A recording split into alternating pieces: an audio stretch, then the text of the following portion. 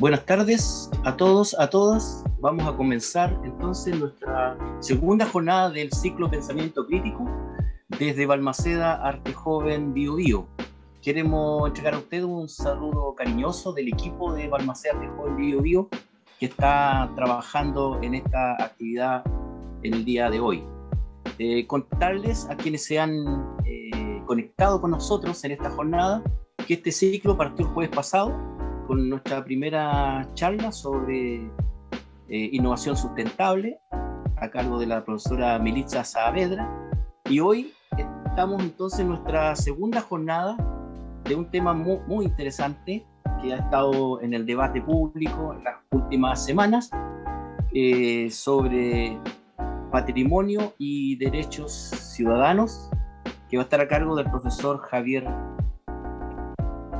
Contarles que este ciclo consta de 3 jornadas y finaliza el próximo jueves con nuestras invitadas especiales, la compañía de teatro Las Tesis de Valparaíso, quienes estarán conversando también con nosotros acerca de arte y feminismo. Los dejo cordialmente invitados para el próximo jueves a las 18 horas, esta vez, en nuestra tercera jornada. Partimos entonces reiterando los saludos y los agradecimientos a quienes han aceptado esta invitación para conectarse con nosotros.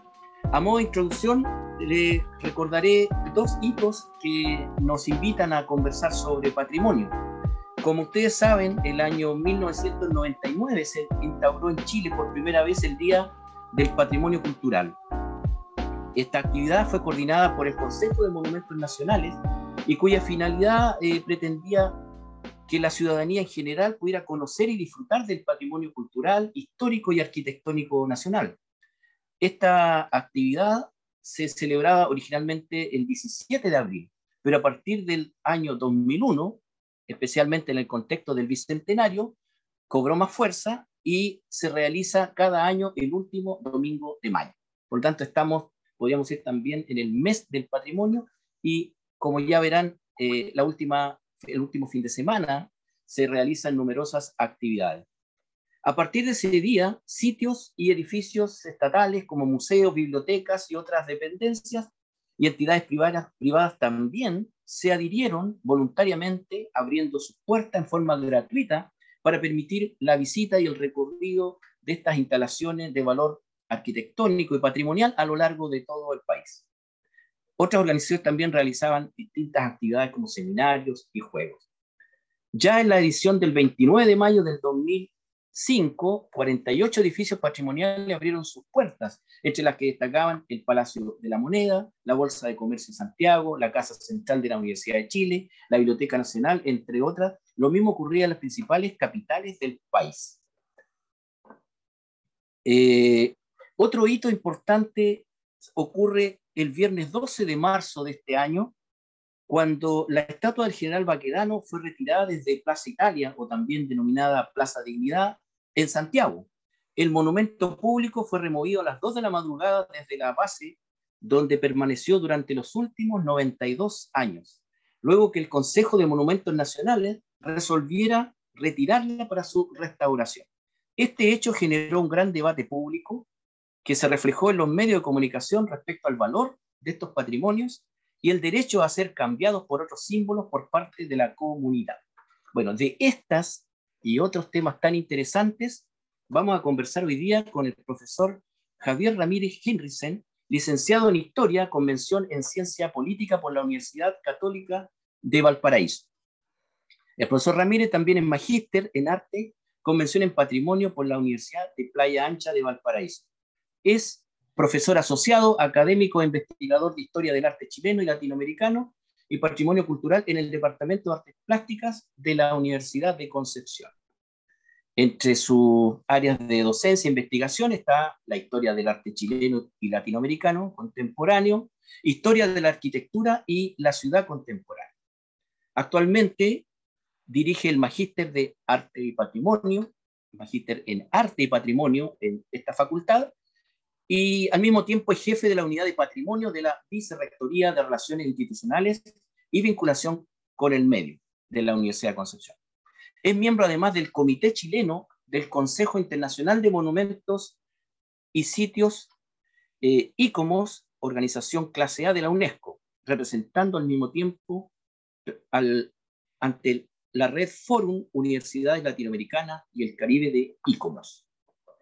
El profesor Ramírez es autor de publicaciones relacionadas con el arte contemporáneo, local, historia del arte chileno y latinoamericano, historia de la arquitectura y patrimonio cultural. De este último tema es que versa la charla que nos dará hoy en este conversatorio, en esta jornada de nuestro ciclo Pensamiento Crítico. Invito a quienes están hoy conectados para que vayan haciendo sus preguntas a través del chat y nosotros al finalizar la exposición del profesor Ramírez tendremos la posibilidad entonces de hacer las preguntas correspondientes y generar un debate y un diálogo sobre este interesante tema. Voy a dejar entonces a continuación al profesor Javier Ramírez Hinrichsen para que entregue su presentación. Adelante, Javier. Bueno, de nuevo estamos por acá virtualmente. Pablo, muchas gracias de nuevo a ti y a Balmaceda Arte Joven Bio Bio por invitarme, y como bien tú introdujiste al tema, claramente lo que voy a exponer tiene que ver con lo que estamos viviendo en estos días en Chile, pero también en lo que se va a celebrar animado desde el Estado, pero hoy día fuertemente vinculado a las comunidades y sus territorios, entre el 28 al 30 de mayo próximo. Agradezco la presentación y bueno, como decía Pablo, a todas las personas que están participando en este momento, espero después tener una conversación, un diálogo. No lo miren de una manera tan vertical, sino que horizontal, ya que aquí, aparte de yo trabajar en un ámbito específico que tiene que ver con el patrimonio cultural, también soy ciudadano como ustedes.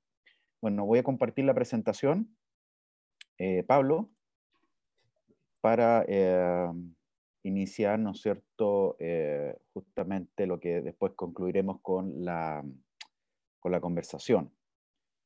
Bueno, con Pablo estuvimos definiendo un poco el título y yo creo que bien lo sintetizó. Vuelvo a repetir, Pablo, en la introducción: patrimonio y derechos ciudadanos.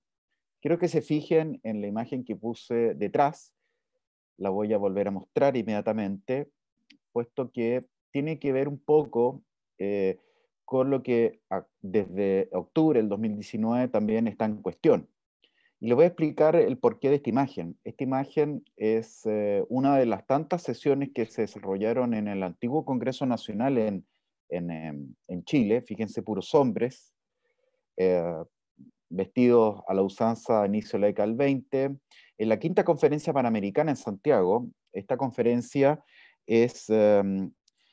fue organizada por lo que hoy día llamamos la Organización de Estados Americanos, la OEA, que en su momento se llamaba la Unión Panamericana.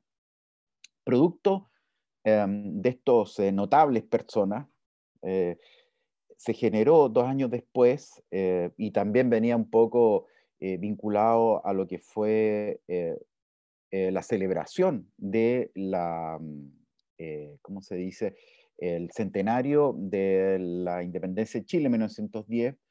Digo con esto la creación del Consejo de Monumentos Nacionales en 1925, a través de un decreto ley que es el 651.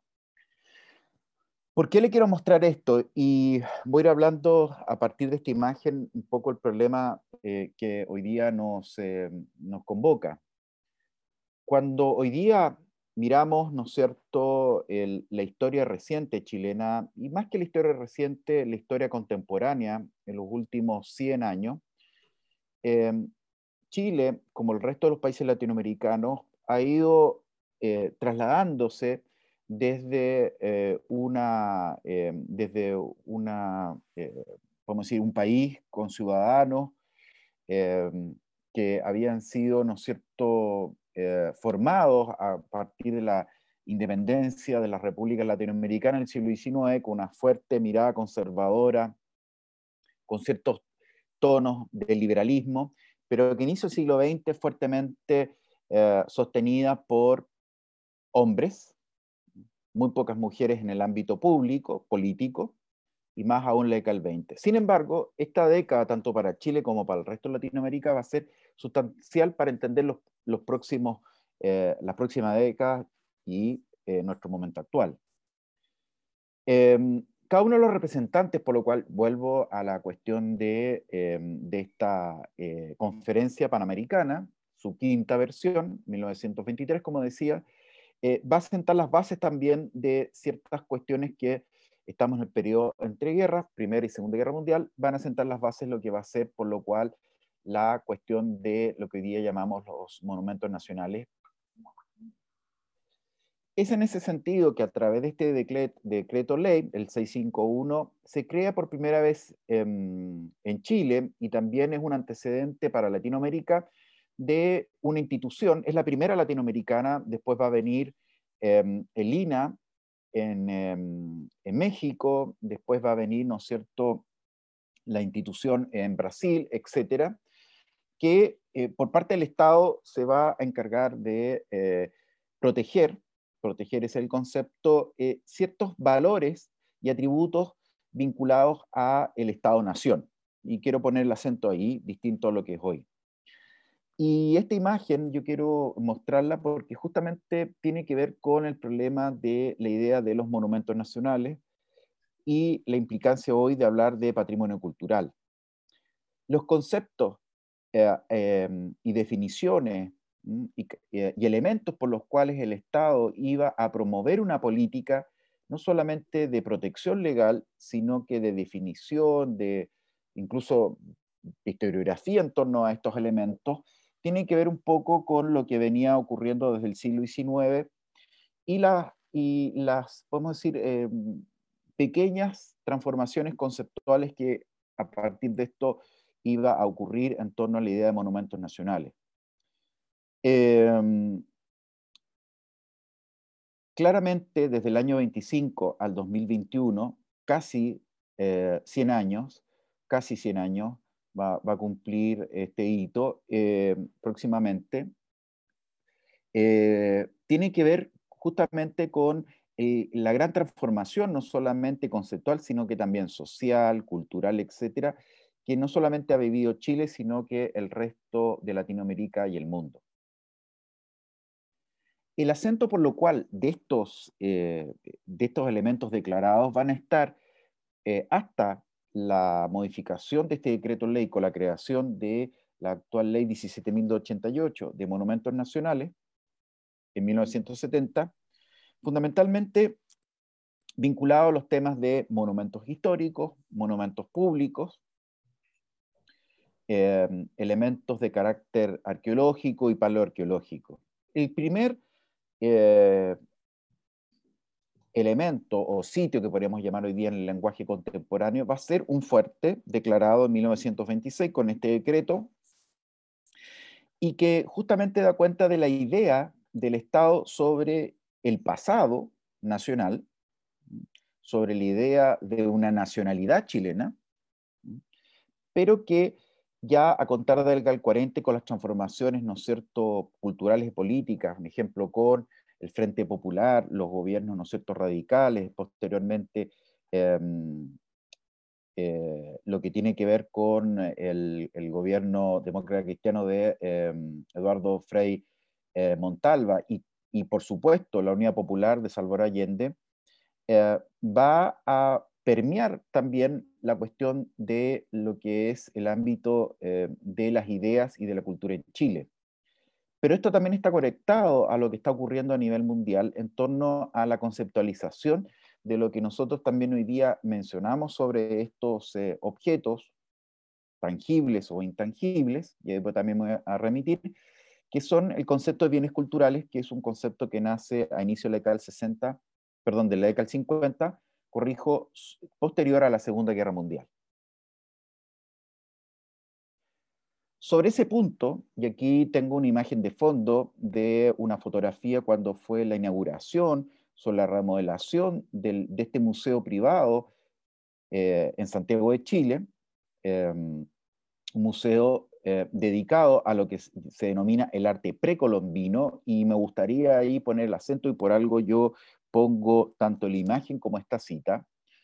y aquí a ir conectando con el problema que también, al cual me convocó Pablo y Balmaceda, Arte Joven, Bio Bio, que es cómo también entendemos hoy en día el problema de la cultura y dentro de la cultura la cuestión del patrimonio cultural como un derecho social y en este caso, posterior a la Segunda Guerra Mundial, con el artículo 27 que está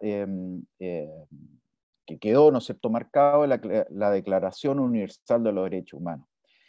E insisto, ¿por qué es importante esta imagen que pongo de fondo? Porque justamente es una cuestión que hoy día está, y que no es tan hoy día, sino que hace bastantes décadas, pero más hoy día está con mayores fuerzas, también poniéndose en cuestión, que es la reclamación de las comunidades, no solamente las comunidades, ¿no es cierto?, nacionales, sino que de pueblos originarios por sus elementos culturales y no decantarlos en cuestiones de carácter meramente arqueológico. El artículo 27, y creo y espero que los constituyentes ahí lo recojan y lo plasmen claramente, el artículo 27 de la Declaración Universal de Derechos Humanos plantea, aunque no abiertamente en el concepto de patrimonio cultural y no monumento, el tema sobre el derecho a la cultura. Toda persona tiene derecho, y cito, a tomar parte libremente en la vida cultural de la comunidad, a gozar de las artes y a participar en el progreso científico, en los beneficios que de él resulten. Toda persona tiene derecho a la protección de los intereses morales, fíjense, morales, materiales que le corresponden por razón de las producciones científicas, literarias o artísticas de que sea autora.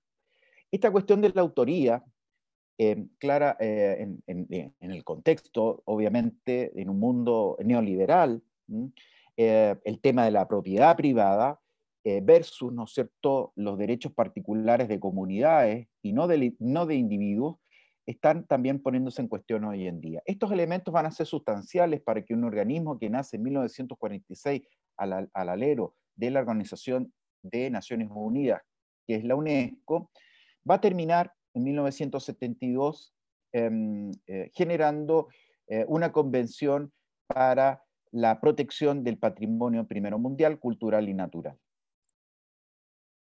En este sentido, me gustaría también rápidamente sostener cuestiones de carácter también conceptual. Hoy día cuando hablamos del concepto de patrimonio, del carácter cultural, siempre hacemos esta división entre lo que es lo tangible o lo intangible, lo que tiene que ver dentro de lo tangible, los bienes inmuebles, que son los que no se pueden mover, como dice la palabra, que son los edificios, las estructuras urbanas, etcétera, y los muebles que tienen que ver con los objetos, etcétera. Y en el caso de este concepto, que también para mí es un poco complicado, porque creo que la producción cultural no divide, y eso lo han dicho claramente los antropólogos, no dividen la acción de la producción de elementos humanos entre lo que es lo material y esta cosa que es... Javier, disculpa Javier, tienes problema con el micrófono. No te escuchamos. ¿Me escuchas ahí? Ahí sí. Sí, disculpa. Ahí sí. Ya, es que se me haya tapado por acá. Entonces, gracias Pablo. Entonces, en relación a esta diferencia que yo hacía, patrimonio cultural entre lo que es lo inmaterial y lo material, dentro de lo material se habla, ¿no es cierto?, este elemento tangible, los que son los inmuebles, edificios, estructuras urbanas, lo que tiene que ver con la cuestión de lo que es, de lo que tiene que ver con lo mueble, que son, ¿no es cierto?, un ejemplo, objetos, bibliotecas, obras de arte, etcétera. Y este elemento de lo, como yo decía, de lo intangible, de lo que aparentemente es inmaterial, que tiene que ver con el ámbito de lo simbólico, un ejemplo, la música, etcétera. Esta división se hace a razón de cuestiones disciplinares, entendiendo que hoy día el patrimonio ya no se puede ver como una escisión, como un elemento separado desde los sujetos y sus comunidades. Todo eso rápidamente, claramente esto no es una clase, pero todo eso para un poco sostener conceptualmente y mostrarles rápidamente este esquema, esta gráfica, para que ustedes vean espero que se entienda así, cómo desde a inicio del siglo XX a hoy día, siglo XXI, rápidamente pasamos de lo que son los monumentos el tema que tiene que ver con el patrimonio cultural y natural.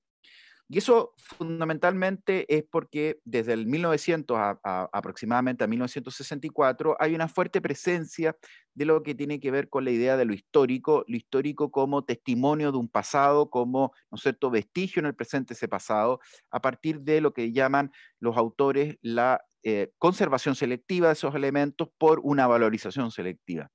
A contar de 1964, y fíjense rápidamente, de 1964 a 1972, hay un cambio sustancial y fundamentalmente por aspecto de lo que tiene que ver con las políticas mundiales sobre lo que llamamos la cultura universal, pensando en UNESCO.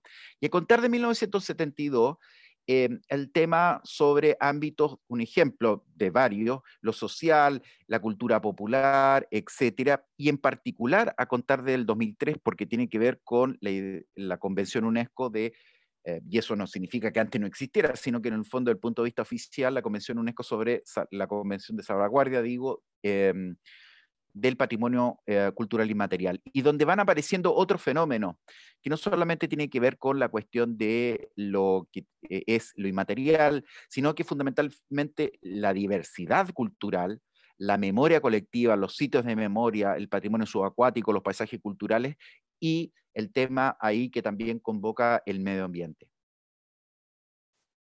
Pero ¿qué pasa en Chile? Y vayamos como aterrizando este problema en Chile.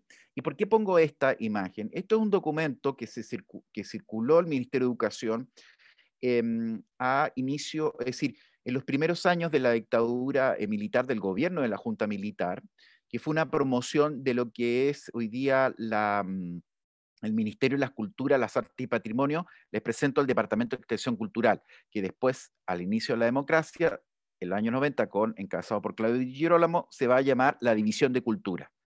Y de ahí termina en Consejo Nacional de las Culturas y las Artes, y hoy día el ministerio mencionado.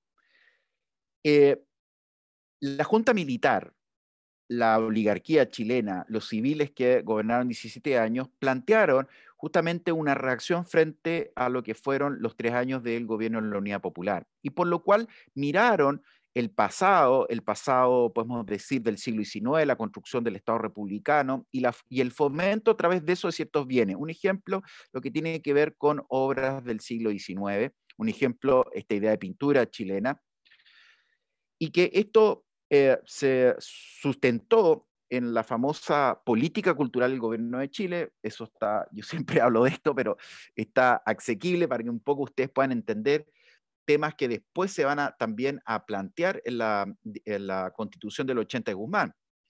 Esta política cultural fue inmediatamente redactada a los meses después del golpe, estamos hablando en los primeros meses de 1974, y fíjense contemporáneamente con lo que es la regionalización en Chile, aunque venía pensándose de a fines de la década del 60, pero la regionalización en Chile también generó un cambio de paradigma sobre la relación de las comunidades y su territorio. Esta política del gobierno cultural, la política cultural del gobierno de Chile estableció, por lo cual, una idea sobre también en torno a cómo ir declarando ciertos monumentos nacionales.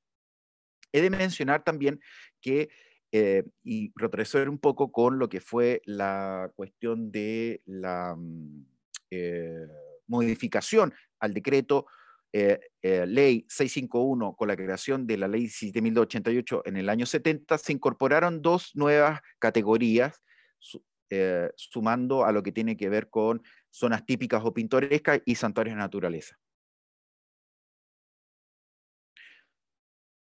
Para finalizar y para abrir el debate, justamente, y a mí me ha tocado por mi trabajo, estar un poco podríamos decir, vinculado también y más aún en el último tiempo, al debate del proyecto de ley que ingresó a la Comisión de Cultura, Artes y Comunicación en la Cámara de Diputados y Diputadas del Congreso Nacional, el actual gobierno de Sebastián Piñera, que esto fue en 2019 y que introdujo una serie de indicaciones sustitutivas que han estado en bastante debate. Un ejemplo, el tema del artículo transitorio, perdón, sobre una ley en particular, sí que se aprueba en la comisión, pasaría ahora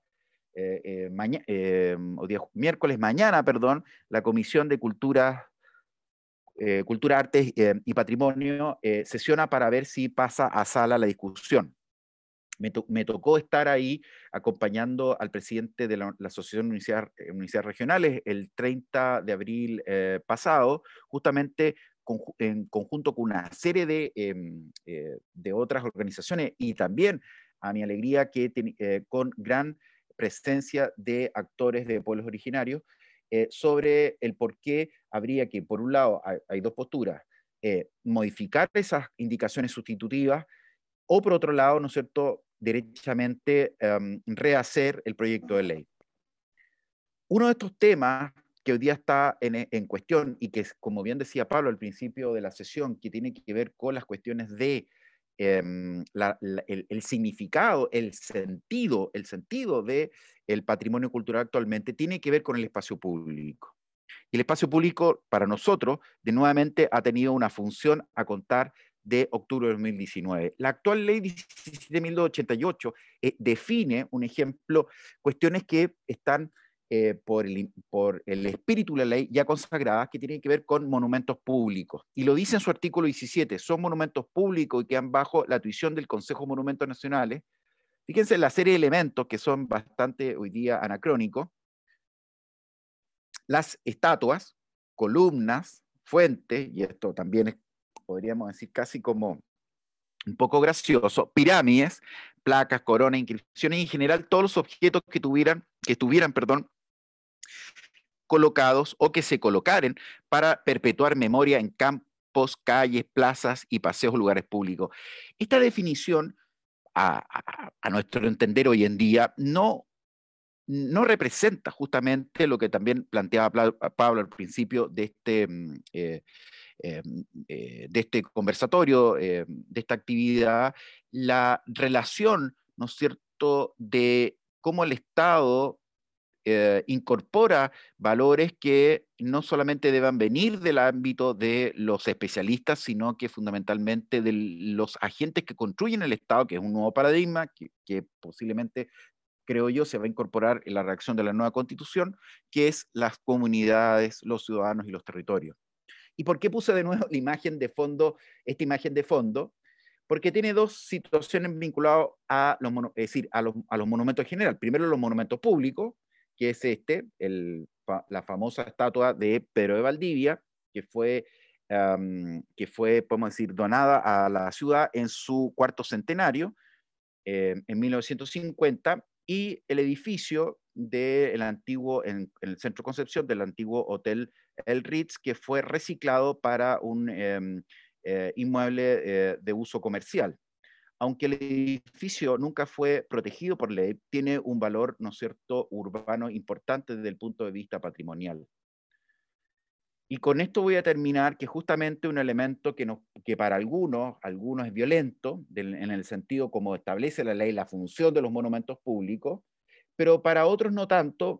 Para mí en particular justamente tiene que ver un poco, y no para caer en lugares comunes, lo que había ocurrido en un momento en Estados Unidos, hoy día un ejemplo de lo que ha ocurrido en Colombia, etcétera, o lo que bien citaba Pablo sobre el General Baquedano, sino que los elementos públicos hoy día ya tienen un sentido que es muy distinto a lo que un ejemplo fue la función de el emplazamiento de esta obra escultórica, que recuerdo originalmente no estuvo emplazada en la actual Plaza de Independencia, como se denomina en Concepción, sino que en la Plaza España.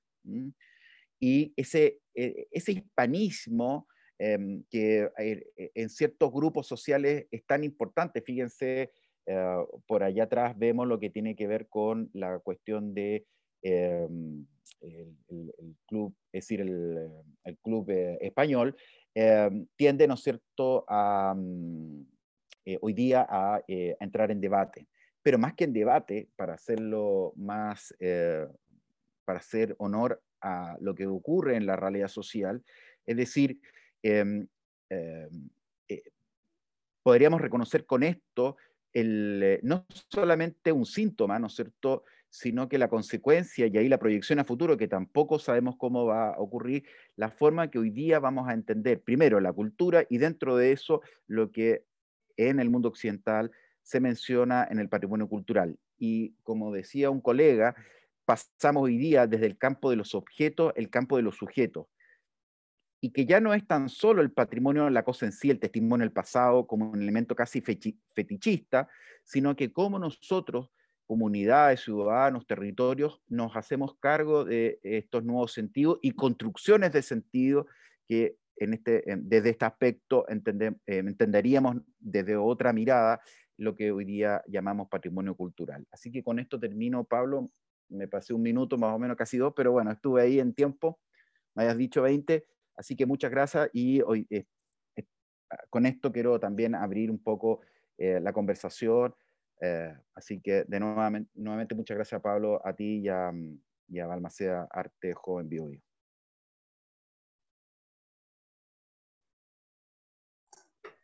Gracias, Javier. Ha sido un muy buen tema. Nos has recordado algunos conceptos interesantes de cómo fuimos evolucionando desde la creación del Consejo de Monumentos Nacionales a la valoración que la sociedad chilena ha ido incorporando en esto que llamamos patrimonio cultural.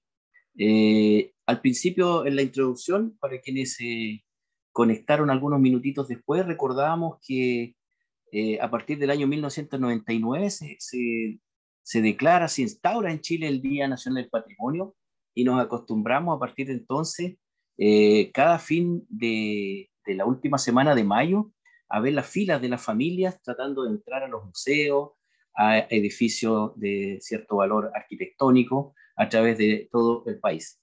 Sin embargo, lo importante también es recalcar que ese concepto de que el patrimonio son solo bienes inmuebles o edificios de gran valor histórico, arquitectónico, patrimonial, ha ido afortunadamente cambiando, ¿no? Y ya sabemos que tan importante el patrimonio material como el inmaterial, ¿cierto? Que tiene que ver con las subjetividades, con las costumbres, con la cultura que desarrolla la propia comunidad.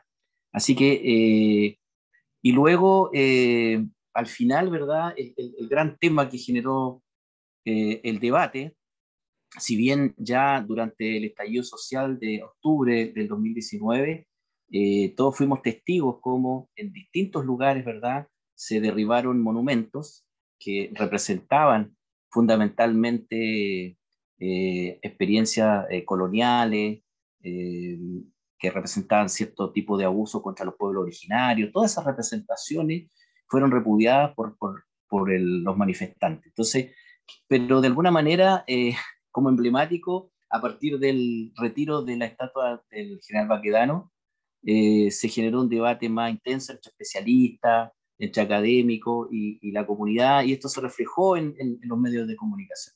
Así que nos parecía súper relevante incorporar este tema en nuestro ciclo de pensamiento crítico para generar también un debate. Les recuerdo entonces que pueden dejar sus preguntas para el profesor Ramírez en el chat. Vamos a empezar a las primeras preguntas. Aquí, por ejemplo, tenemos una pregunta interesante de René Rivera. Dice, ¿el patrimonio material no debe ser necesariamente una obra de valor artístico? Sí, es una súper buena pregunta, porque ese es el punto en que en general uno tiende a pensar que el patrimonio tiene que ver con los elementos, de como se denominaba antiguamente, de la alta cultura. Rápidamente, ¿por qué ha ocurrido eso?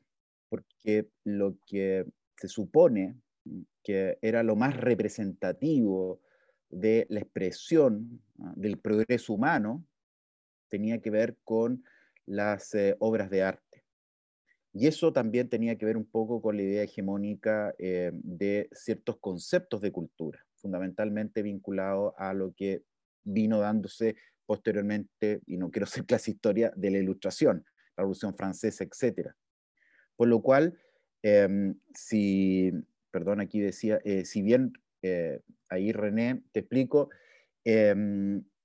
también hoy día el concepto de valor artístico está bastante en cuestión, porque el arte no es una cuestión tan solo de los artistas, artistas en el sentido em, conservador de la palabra, sino que está en distintos ámbitos de otros tipos de expresiones culturales. Pensemos un ejemplo, lo que tiene que ver con lo que llamamos el arte popular, o de otros pueblos contemporáneos, ¿no es cierto?, que aparentemente no tienen arte. Entonces, obviamente, y a la vez, también, y con esto termino, la cuestión de que es un tema sobre los pueblos no occidentales. Pensemos en Chile, en el sentido occidental, culturalmente, los pueblos originarios, que entienden y cómo comprenden esta situación tan particular cultural que decimos en Occidente, que es el arte, que en general no es división de otros saberes. Eso, Pablo y René. Espero haberte respondido con eso, René. Gracias, Javier. Siguen llegando preguntas. Patsy Milena pregunta, ¿deberían ser los monumentos y esculturas públicas resultados de concursos públicos abiertos? Sí y no, creo yo. No te voy, yo no tengo la verdad en eso. El problema del espacio público, creo que hoy día está en debate y también va a estar en debate. Está en debate en Chile por el tema post-octubre de 2019, pero no en el ámbito general de las prácticas en el espacio público. No estoy hablando de las artes visuales, sino que a nivel cultural. Creo que está hoy día agotado el hecho de la idea de crear elementos públicos desde el sentido estatuario. Eso es un punto, porque responde a un modelo cultural de hace más de 100 años. El tema de los concursos públicos, pensando en el MOP, en la famosa comisión Nemesio Antunes, para mí también es un poco complejo porque también genera esta selección, valorización selectiva y este elemento tan vertical. Creo que el énfasis de los objetos, podemos decir, yo diría, no podríamos decir monumentos o intervenciones en el espacio público, no debiesen tan solo pretender, y no digo con esto que no deben existir, pretender a rehacer el tema de los monumentos en el lenguaje contemporáneo en lo público. Por lo cual, eh, al final terminan siendo elementos más que ornamentales decorativos y sin sentido de pertenencia. Pudiese ser que una metodología, que puede ser capaz que muy disruptiva hoy día, es que las propias comunidades, cosa que veo difícil del punto de vista del Estado y de los gobiernos, independiente a las posibilidades de cambio de gobierno actual, permitan, ¿no es cierto?, que las comunidades construyan elementos de valor en el espacio público. Si fuera más radical, mientras exista un Estado independiente izquierda-derecha, va a existir un poder sobre lo público y el espacio. Y ahí es otro tema, porque claramente el espacio público es un espacio de poder y los elementos instalados ahí son elementos de poder. Pensemos en la famosa estatua Baquedano que bien citó Pablo. Eso yo podría decir, Patsy. Se pone interesante el debate y siguen llegando preguntas cada vez más interesantes. Don René parece muy interesado porque incorpora otra pregunta. Dice, en mi casa hay una mesa gastada y deteriorada que tiene como 4 generaciones. Todos la recuerdan. ¿Es un patrimonio familiar? Por supuesto que es un patrimonio familiar. Eh, Conceptualmente, cosa que no lo mencioné, disculpen, el concepto de patrimonio que vivía también, un ejemplo, una colega, una curadora en el historiador del arte, Gloria Cortés, quien trabaja en el Museo Nacional de Bellas Artes, me decía la otra vez en una conversación por chat que incluso ella lo ha manifestado en redes sociales, la visión desde el feminismo sobre el patrimonio. ¿Y por qué voy con eso a responderte a ti, René? Porque el concepto de patrimonio es un concepto que etimológicamente tiene que ver con lo patriarcal, y eso hace referencia a un grupo humano, que fueron los latinos, los que fundaron Roma, y que definieron, ¿no es cierto?, este concepto o este uso a partir de la herencia, no solamente la herencia económica, sino la herencia que está contenida en la etimología de la palabra, la herencia por parte de lo que entrega el padre, por la estructura, ¿no es cierto?, social que tenían estos grupos y tantos siglos antes de Cristo. En este sentido, cuando hablamos del patrimonio familiar, y ahí lo conecto, el patrimonio familiar en general, primero, todo lo que tiene que ver con la herencia, primero, tenemos un montón de herencias familiares, no solamente las materiales, ¿no es cierto? La herencia, ¿no es cierto?, cognitiva, la inconsciente, simbólica, la lengua, las prácticas, etcétera. Pero las herencias materiales son, yo creo que, como decía este filósofo de hace siglos, Aristóteles, son lo fundamental en el núcleo cultural, que es la familia. Para el mundo occidental, distinto a otras visiones en Oriente o en Asia, la familia, podemos decir, es el primer sostenedor de patrimonios, y tienen que ver con cosas concretas, con cosas concretas que tienen que ver con la estructura nuclear de un grupo social. Y no estoy hablando de lo homoparental ni nada por el estilo, sino la estructura, depende de quién sea la estructura familiar, independiente, ¿no es cierto? No quiero caer en el tema homoparental, pero entonces cuando tú me dices, bueno, una mesa, etcétera, claramente, y cuando tú dices que eso es un patrimonio, no solamente por el hecho del valor económico, ¿ah?, el, el valor económico, sino el valor simbólico, más aún. ¿Ah? Y ahí justamente tú generarías ahí una diferencia entre lo que en general se piensa sobre lo que es el concepto en el uso legal o el uso económico de patrimonio, desde el punto de vista del sentido en torno a tu propia experiencia de vida, a tu memoria colectiva, familiar, etc. Eso te podría decir en grandes rasgos, René. Espero que haya... Gracias, Javier. Javier. Va a tener, tenéis que tener un poquito más de minutos, Javier, porque tenemos varias preguntas más. Y unas preguntas largas, son como tesis, así que está interesante esto. Camila dice, ¿deberían hacerse plebiscitos para poder acordar la construcción de monumentos? Por ejemplo, cuando se hicieron las torres que conmemoraron el terremoto, no mucha gente estuvo de acuerdo, tampoco con el Teatro Bio Bio. Bueno, es justamente lo que había dicho al final, bueno, y Pablo también lo mencionó como problema. No es un tema que haya inventado yo esta idea, como dije también hace un momento. El espacio público, y en ese caso todo lo que está contenido en el espacio público, piensen en las leyes del tránsito, son vinculadas al poder, a la organización de la sociedad. Es complejo, y complejo no en el sentido de tu pregunta, sino es que es complejo, y eso sería un cambio de paradigma realmente revolucionario, en que un ejemplo, el Estado permita, y Patsy lo preguntó también, permita el espacio, es decir, abrir la puerta a que los sujetos, los ciudadanos, definan podemos decir, el norte de su espacio inmediato. ¿Qué ocurrió con el memorial de estas torres que tú dices sobre el terremoto? El memorial fue un gusto de 2.000 millones de pesos del primer gobierno de Sebastián Piñera. Y por un tema también, y yo lo digo porque estuve ahí muy de cerca viendo el fenómeno, también se emplazó ahí porque era un terreno fiscal más barato, también para el Teatro Bio Bio, aunque recuerden que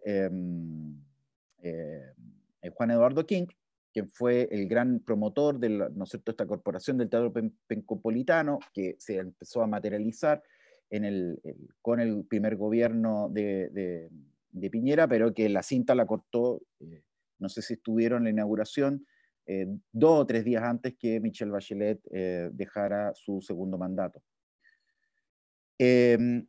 Y también recordar que todo lo que ese espacio es producto también de una gran polémica que tiene que ver con la relación de las comunidades, piensen en Aurora de Chile, lo que es actualmente la población, pero el río Sañartu, la transformación de ese borde río en la prolongación de la ciudad, que es un proyecto dado entre 4 paredes, y que, un ejemplo, el relleno de lo que es actualmente toda la zona que está alrededor del actual puente Yacolén.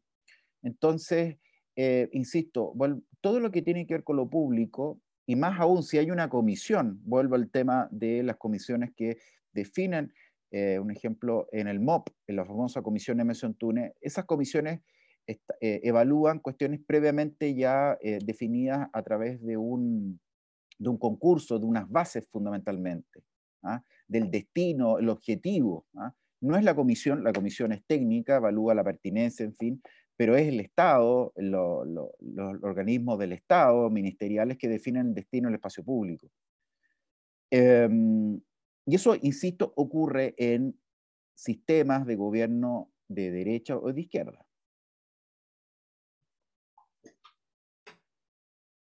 Bien, tenemos, gracias Javier, tenemos una pregunta final, es una opinión, dice, es de Fernanda Martínez. Dice, es súper interesante lo que mencionó al principio sobre el derecho al acceso a la cultura. Y por esa parte tenemos la ciudad y sus monumentos públicos. Me llama la atención que a medida que va cambiando la sociedad, van cambiando las ciudades y los pensamientos también cambian los monumentos.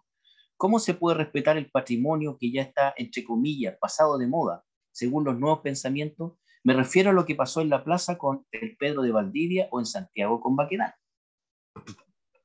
Es un gran punto. Sí, bueno, originalmente los monumentos, un ejemplo, los monumentos que uno reconoce, no sé, de Concepción, el Parque Ecuador, el de Juan Martínez Rosa, son objetos de culto. Es decir, los monumentos son el vestigio de una etapa de la cultura occidental, del culto religioso al culto civil. Así rápidamente me paso siglos de siglos. Y eso, un ejemplo, los europeos empezaron a mostrarlo en Italia, en el Renacimiento, después Napoleón Bonaparte, después nosotros latinoamericanos, los estados oligárquicos del siglo XIX. El culto pasó, piensen, ¿ah? Hoy día, como dirían algunos autores, el culto pasó de las divinidades al culto al Estado.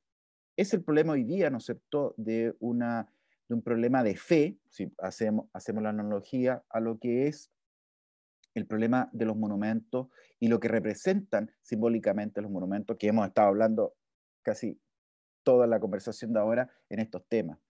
No es que, Fernanda, no es que pasen de moda, ¿ah? Sino que yo creo que justamente es, detrás de lo que tú dices, es sustancial. Es que el problema es que ya no tienen sentido esos elementos. Y no tienen sentido no porque el Estado no le dé sentido, o grupos de poder, o expertos, etcétera, sino porque hoy día el énfasis sobre la cultura no está justamente en ese tipo de objetos, sino están en otras cuestiones, que tampoco podría definirlas hoy día, y tampoco creo que es idea empezar a hacer definiciones científicas sobre qué es lo que serían estos objetos. Pero siento sí, y esto es una cosa también insisto, como ciudadano, lo dije al principio, no como profesor universitario o investigador, es que estamos en una transformación cultural. No creo que ni yo mismo la voy a asimilar, ni la voy a vivir en lo que termine. ¿Mm? Y estamos hace, no estoy diciendo por el octubre, sino que podemos estar hace muchas décadas. ¿Mm? Hacia dónde vamos no lo sé, y hacia dónde va el patrimonio no lo sé, pero sí tengan seguro una cosa, que algo que yo me cité al tema de la Declaración Universal de Derechos Humanos. El tema de la cultura, después de la Segunda Guerra Mundial, se estableció como una herramienta de paz por el tema del holocausto judío. Es decir, la cultura es un elemento de paz en el sentido del respeto al otro, al nunca más. Y no mirarlo tan solo como un interés particular de ciertos conocedores, que puede ser un historiador del arte como yo, o un antropólogo, etc. Pero ese es el sentido también de promover la conservación del patrimonio, porque mientras respetemos y conservemos y promovamos esto, mejor será, se supone, es el ideal. Vemos hoy día lo que está ocurriendo nuevamente en Gaza con el Estado, ¿no es cierto?, de Israel. Lamentablemente ese nunca ha sido así. ¿Ah? Pero la promoción tiene que ver con eso.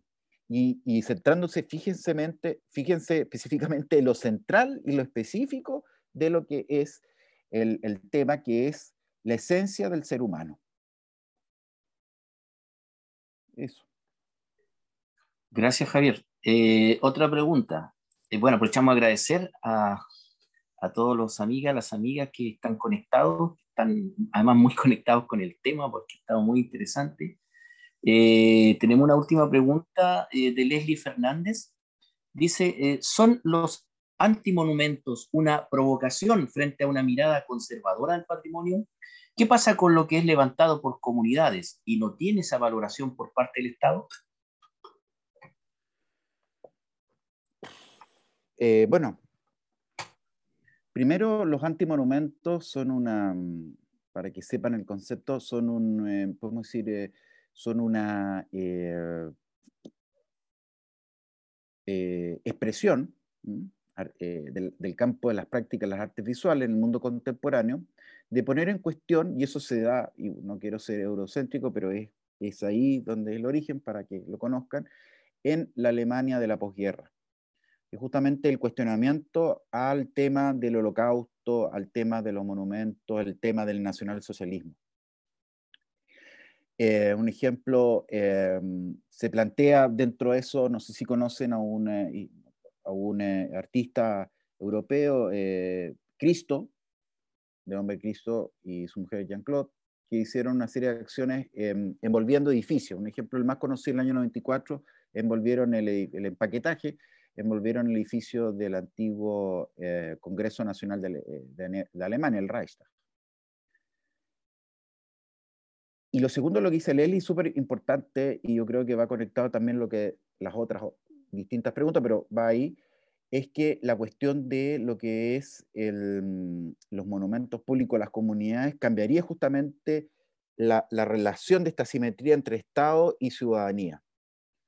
Y la pregunta, volviendo a la definición del artículo de la ley de monumentos, sobre dice monumentos públicos, bueno, ya no deberían ser los monumentos públicos que conmemoren, porque cuando uno dice placa, columna, etcétera, uno piensa en la historia política, el Estado, los gobiernos, etcétera, y sino que debiesen a poner el acento, y ahí el Estado en el fondo debería, cosa que hoy día en la indicación sustitutiva incluso del actual gobierno de Piñera no lo establece, que los monumentos públicos deberían tender a ese otro sentido, es decir, que se transforman en monumentos públicos y sin dejar esta definición tan cientificista, cuando, ¿no es cierto?, la comunidad los reconoce como tales, independiente de su característica morfológica, lo que sea, estética, etc. Eso. Bien, hemos estado ya, van a ser las 20 horas, casi una hora, conversando sobre este interesante tema.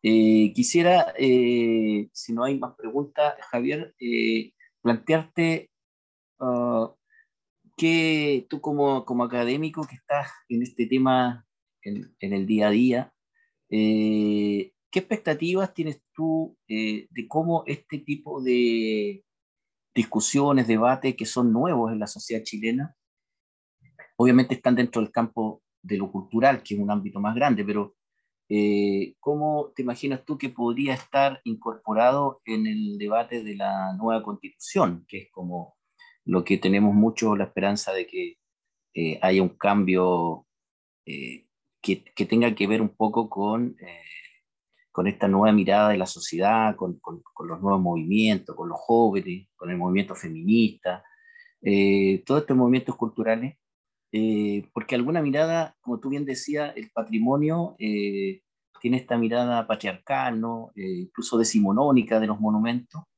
pero al mismo tiempo la comunidad también siente que como que la historia se tiene que seguir respetando de alguna manera, ¿no? Porque uno podría llegar a exagerar, es el valor que le da la comunidad a estos objetos, porque no tiene que ver solo con participación ciudadana, porque pienso en un ejemplo, si ya una comunidad X define instalar en una población, una villa, un monumento, ¿cierto? Pero a lo mejor pasa el tiempo y para otra comunidad o para otra generación, eso que significaba ese monumento no va a tener la misma significación. Entonces, también tiene que ver con el cambio histórico. ¿Cómo tendríamos que ponernos al día en estos temas aprovechando el debate de la nueva constitución? Bueno, primero desde un punto de vista, te voy a tomar lo que dices tú, Pablo, histórico, el pasado no existe, solamente existe el presente. Por lo cual, la historia no existe. ¿Qué es lo que existe? Discursos sobre el pasado, a partir de un elementos tan diacrónicos que pueden ser objetos, textos, etc. Pero el pasado no existe. Incluso lo que ya se inició hace más de una hora o una hora, ya no existe. ¿Qué es lo que existe? Es solamente el presente. ¿Por qué te menciono esto? Porque es importante comprender que cuando hablamos de la historia cuando se creó como disciplina, eh, tuvo que ver justamente con la construcción del Estado-Nación europeo, Alemania. Y después fue muy importante para el Estado construcción, es decir, para el relato de estos Estados-naciones latinoamericanos. ¿Qué espero de la Constitución? Yo espero que la Constitución establezca de una vez por todas algo que debiese estar consagrado, pero lamentablemente por el sistema social, que creo que está un poco tendiendo a cambiar la estructura de los sistemas de poder, en fin, espero, tiene que ver con que, primero, el patrimonio ya no es una cosa de los museos, eso hace mucho tiempo, no de las colecciones, los archivos, sino el patrimonio es hoy día, te lo digo, hoy día es un problema político,